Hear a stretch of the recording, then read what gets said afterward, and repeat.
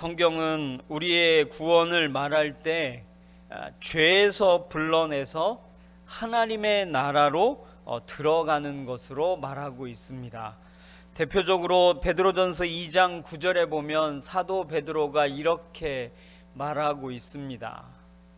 그러나 너희는 2장 9절인 그렇군요. 제가 잘못 알려드렸는가 봐요. 네, 2장 5절인가 봅니다. 네. 너희를 어두운 데서 불러내어 그의 기이한 빛에 들어가게 하신 이의 아름다움을 선포하게 하려 함이다 라고 말하고 있습니다. 이와 비슷하게 사도 바울도 로마서 8장 30절에서 이렇게 말하고 있습니다.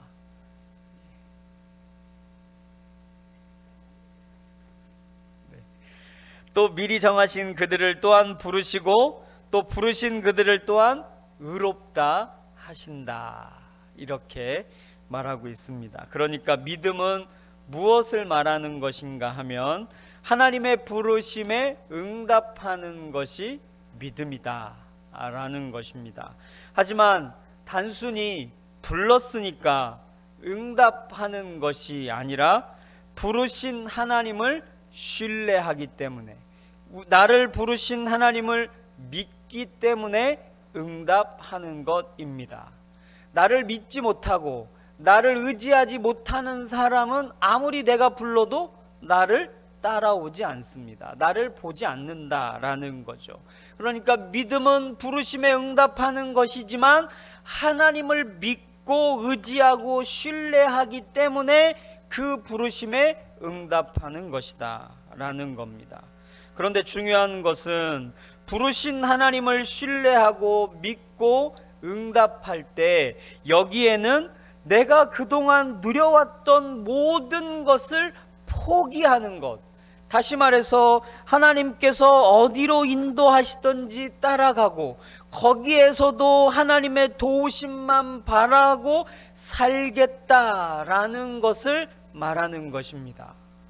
오늘 읽은 말씀에 보면 아브라함이 하나님의 부르심을 따라서 자기가 살던 곳에서 나왔고 마침내 약속의 땅인 가나안 땅에 들어갔다라고 기록하고 있습니다. 그런데 아브라함이 어디에서 가나안 땅으로 갔는가 하면 창세기 11장 31절에 보면 알 수 있듯이 갈대아 우르에서 떠났습니다. 그리고 중간 기착지가 어디였습니까? 바로 하란이었습니다. 그러니까 아브라함은 갈대아 우르에 살다가 하란에 있다가 다시 가나안 땅으로 옮겨간 것입니다.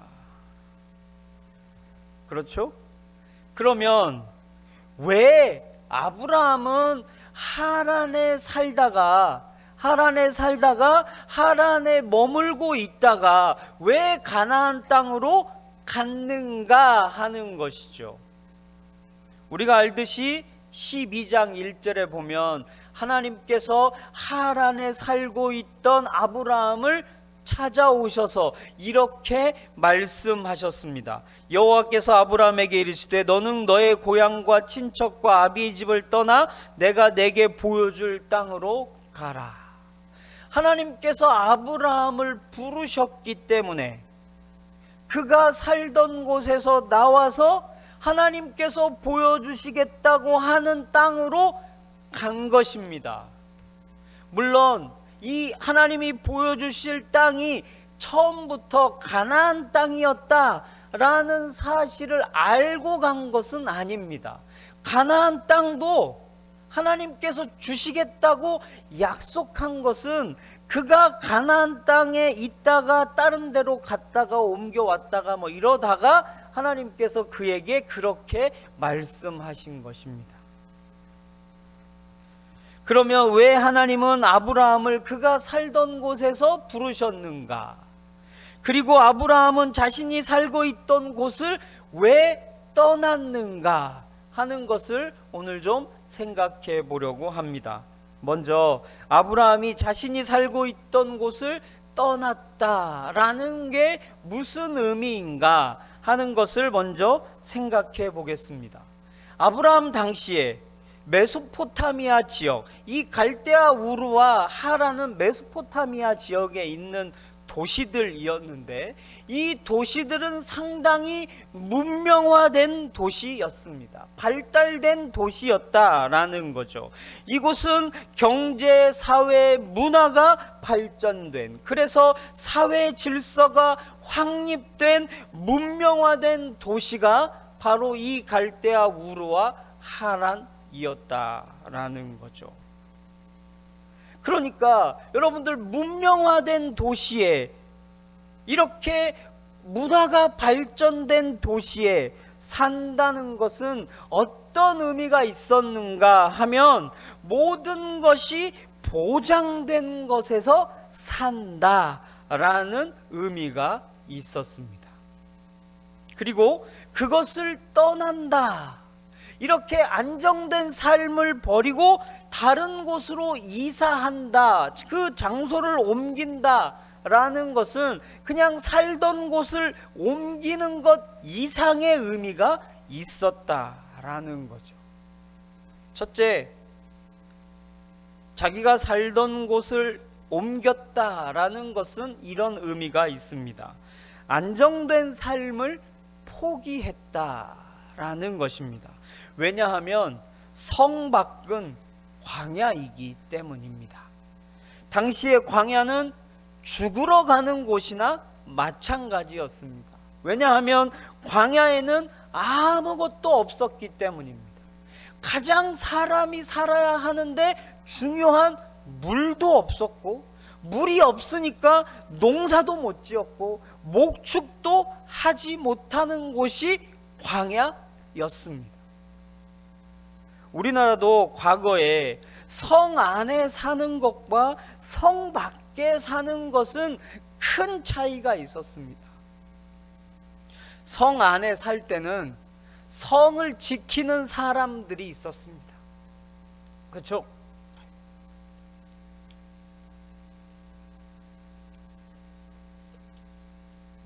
죄송합니다. 제가 목 감기가 좀 있어가지고.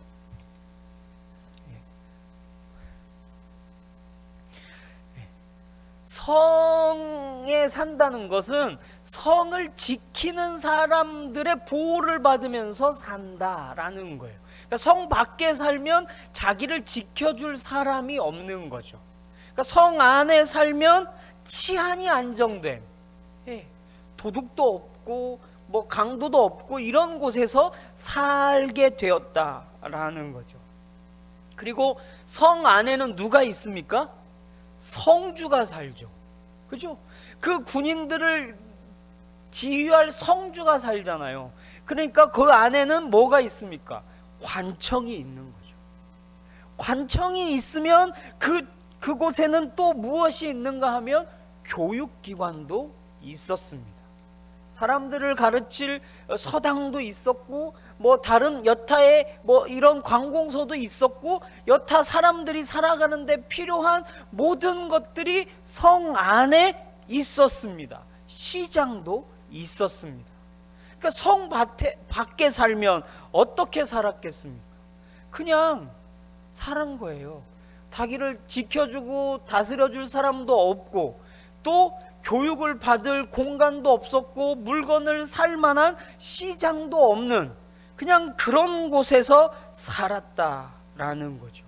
그러니까 성 밖으로 나간다라는 것은 무엇을 말하는 것인가 하면, 안정된 삶을 포기하는 것과 같았다라는 겁니다. 두 번째로, 성 밖으로 나간다라는 것은 이런 의미가 있습니다. 그동안 자신이 가지고 있던 기득권을 포기하고 간다. 여러분들, 아브라함이 갈대아 우르에서 하란에 머물렀습니다. 하란에 얼마 동안 머물렀냐면 한 50년 동안 머물렀습니다. 한 50년 동안. 그러면 그곳에서 아브라함이 얼마나 자기의 삶의 기반과 기득권을 가지고 살았겠느냐 하는 거죠. 엊그제도 이렇게 그런 말씀을 누군가가 하셨어요. 이렇게 한 지역에서 오래 살면 그 지역의 사람들이 다 연결돼 있고, 또 한 사람은 이렇게 톡 튀어나와서, 그렇죠? 무슨 어떤 자리에 올라가고, 또 그 자리로 그 사람을 또 앉혀주기도 하고, 그렇죠? 예. 그래서 지역 유지들을 잘 또 관리하고, 뭐 이런 기득권을 가지고 사는 거죠. 그런데 여러분들 상식적으로 생각해 보십시오. 모든 사람이 다 성 안에 살 수는 없습니다. 특별한 어떤 사람만 성 안에 살게 되었다는 거죠. 어떤 사람이 성 안에 살았을까요? 아까도 말했듯이 성주가 성 안에 살았겠죠. 그러면 계급을 갖춘 그 군인들이 그 안에 살았겠죠. 그렇죠? 그리고 또 돈 있는 상인들, 그리고 거기에 빌부터 먹고 사는 어떤 권력을 가지고 있는 사람들, 그런 사람들만이 성에 살았다라는 것. 그러니까 이 성 안에 살고 있는 사람은 계속해서 자신의 돈과 권력으로 그 기득권을 누리면서 살 수 있게 된 것이죠. 성 밖의 사람들은 어떻게 삽니까? 그런 게 없는 거죠. 가난하게, 못 배우고, 그렇죠? 천한 신분으로 살아갈 수밖에 없었다라는 겁니다. 그렇기 때문에 성 밖으로 나간다라는 것은 그동안 자신이 쌓아 올린 기득권, 우리는 그 어떤 기득권을 가지고 있으면 그것을 놓지 않기 위해서 정말로 많이 노력합니다. 요즘 선거철이잖아요. 선거철, 그죠? 예. 현직에 있는 사람이 유리하다고 하는 이유가 뭡니까? 그동안 자기가 깔아놓은 배경이 있기 때문에 그렇죠. 그렇지 않습니까? 그것을 놓지 않으려고, 그것을 놓게 되는 순간 어떻게 될지 모른다. 우리나라 권력이 5년 단임제로 끝나는 게 얼마나 다행이냐라고 말하는 사람들이 많이 있습니다. 저도 그렇게 생각하는 사람 중에 하나예요. 네, 그렇잖아요. 그죠? 그런 기득권을 포기하는 게 성 밖으로 나가는 겁니다. 세 번째, 성 안에 사는 것과 성 밖에 사는 것은 이제는 신뢰의 대상이 바뀌는 것을 말하는 것입니다. 성 안에 살 때는 어떤 것을 신뢰하면서 살아갔을까요? 자신이 만들어낸 사회적 질서, 그 기득권, 그리고 자기가 가까운 친분이 있는 사람들, 그런 사람들을 믿고 살게 되는 것이죠. 그런데 성 밖에는 그런 게 있습니까? 없죠. 그러면 누구를 의지하겠습니까? 결국에 자기를 성 밖으로 불러낸 사람을 의지할 수밖에 없는 거죠. 야, 네가 불러냈으니까 내 인생 책임져야 된다.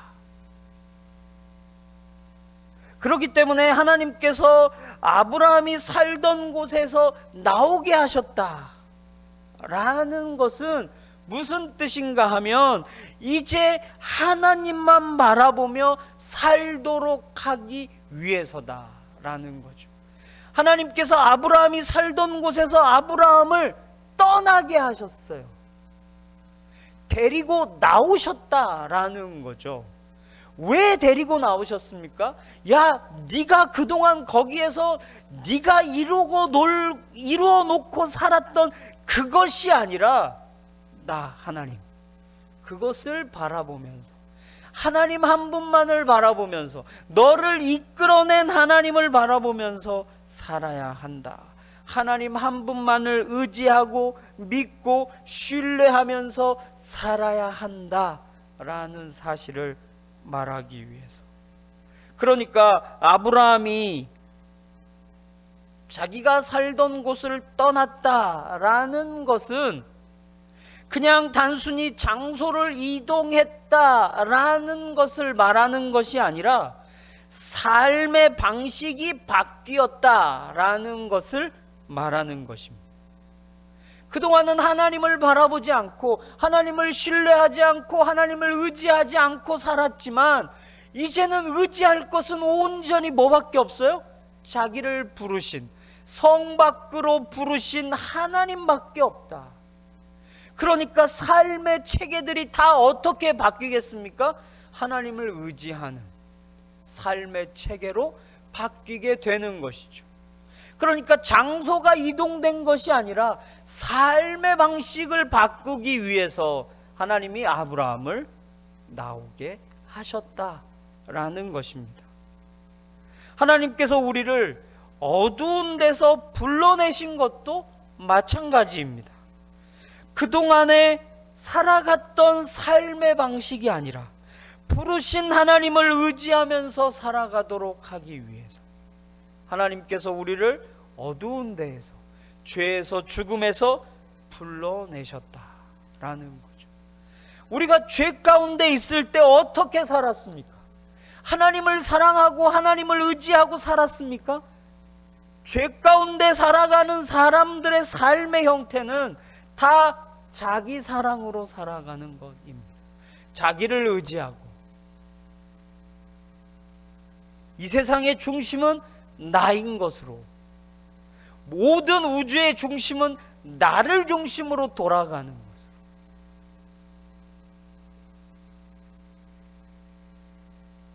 우리는 죄를 즐기면서 살았습니다. 하지만 하나님께서 우리를 어두움에서 부르셨기 때문에 이제는 하나님의 말씀을 기뻐하고 하나님을 기뻐하고 하나님의 말씀에 귀 기울이고 하나님만을 의지하고 하나님의 말씀에 순종하며 살아가게 된 것입니다. 회개의 삶, 그것은 삶의 형식이 바뀐 겁니다. 이제는 우리는 종의 멍에를 매지 않고 하나님의 자녀로 살아가게 된 것입니다. 그런데 이렇게 아브라함이 하나님의 부르심을 따라 가나안 땅으로 들어갔지만 아브라함은 그곳을 삶의 터전으로 삼아서 산 것은 아닙니다. 분명히 창세기 15장에 가면 하나님께서 이 땅을 내게 주려고 너를 인도해냈다라고 말씀하셨습니다. 그러니까 아브라함은 가나안 땅에 머물면서 살면 됐습니다. 그런데 아브라함은 가나안 땅에 살지 못했습니다. 나그네로 여러 곳을 유랑하면서 살았습니다. 그리고 이 나그네의 삶이 그의 후손들에게도 정체성이 됐습니다. 물론 나그네로 사는 것이 아브라함과 이스라엘 백성들의 근본적인 정체성은 아닙니다. 그들의 근본적인 정체성은 방금도 말씀드렸듯이 어디에 있든지 어디를 가든지 하나님만 의지하고 신뢰하고 하나님만을 의지해서 살아가는 것이 그들의 근본적인 정체성입니다. 왜냐하면 아무리 약속의 땅에 살아도 하나님을 의지하지 않고 살 때 그곳에서 쫓겨나는 신세가 될 것이기 때문입니다. 이스라엘 백성들이 가나안 땅에 들어갔지만 여러분들 가나안 땅에서 하나님의 말씀대로 살지 못했을 때는 가나안 땅에 살지 못하고 이방 땅으로 쫓겨갔습니다. 그리고 여러분들 성경에 보면 가나안 땅은 어떤 땅이라고 말하고 있습니까? 하나님께서 이스라엘 백성들에게 가나안 땅, 약속의 땅을 주신다라고 말씀하시면서 그 가나안 땅을 어떤 땅이라고 말씀하셨습니까? 그렇죠. 젖과 꿀이 흐르는 땅. 신명기 31장 20절에 보면 하나님께서 가나안 땅이 젖과 꿀이 흐르는 땅이라고 말씀하고 있습니다. 여호수아서에도 보면 그 땅이 젖과 꿀이 흐르는 땅이라고 말하고 있습니다. 그런데 여러분들 실제적으로 가나안 땅은 젖과 꿀이 흐르는 땅이 아닙니다. 신명기 11장 11절에 보면 가나안 땅을 이렇게 평가하고 있습니다. 너희가 건너가서 차지할 땅은 산과 골짜기가 있어서 하늘에서 내리는 비를 흡수하는 땅이다. 산과 골짜기가 있는 땅, 높은 곳은 높고 낮은 곳은 낮은 그런 땅, 그렇죠? 예, 그런 땅이에요. 그래서 땅이 물을 어떻게 한다고요? 흡수하는 땅, 저장할 수 없는 땅이래요. 물을 저장할 수 없다라는 게 무슨 말입니까? 농사를 못 짓는다는 거예요. 기본적으로 곡식을 재배할 수 없는 땅, 또 목축을 할 수 없는 땅인 겁니다. 그렇기 때문에 곡식을 얻고 또 목축을 하기 위해서는 무엇을 기다려야 됩니까? 그렇죠. 하늘에서 내리는 비를 기다려야 하는 땅이 가나안 땅이었다라는 겁니다. 그런데 그 비를 누가 주십니까? 하나님께서 주십니다. 하나님은 이른 비와 늦은 비를 주셔서 곡식을 자라게 하신다, 포도주를 얻게 하신다라고 말씀하고 있습니다. 그러니까 약속의 땅에 들어가서 누구만을 사랑하고 누구만을 섬겨야 하는가 하면 하나님만을 사랑하고 하나님만을 섬겨야 한다라는 것입니다. 그렇지 않으면 하나님께서 하늘을 닫아버리셔서 비를 내리지 않으시겠다라고 말씀하시는 거예요.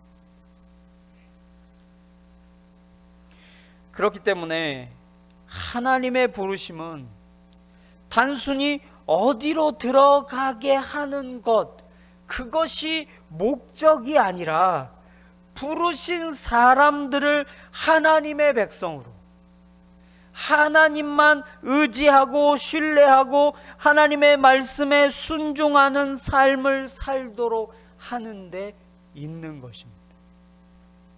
지난번에도 한번 제가 말씀드렸는데요, 하나님께서 우리를 구원하셨을 때 왜 바로 천국으로 데려가시지 않는가?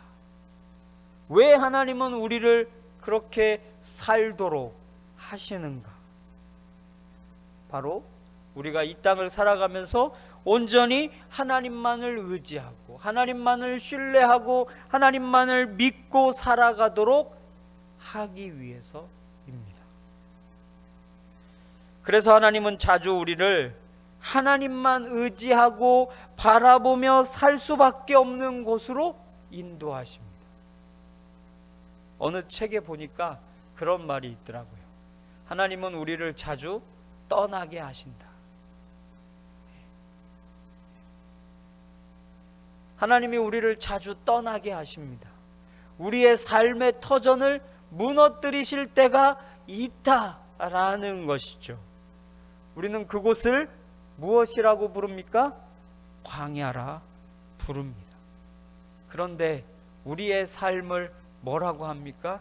광야 같다. 우리의 삶 자체가 광야입니다. 하나님은 우리를 광야로 부르십니다. 왜 그럴까요? 아무것 의지할 데 없는 곳으로 부르시는 겁니다. 하나님 한 분만 의지할 수 있는 곳으로 하나님이 우리를 부르신다. 그러니까 하나님께서 우리를 죄에서 죽음에서 부르셔서 인생이라는 광야길을 걷게 하시는 이유는 우리가 하나님의 백성으로 하나님만을 의지하며 살도록 하시기 위해서입니다. 이런 사실을 알고 우리가 이제는 하나님 중심으로 살아갈 수 있기를 주님의 이름으로 소망합니다.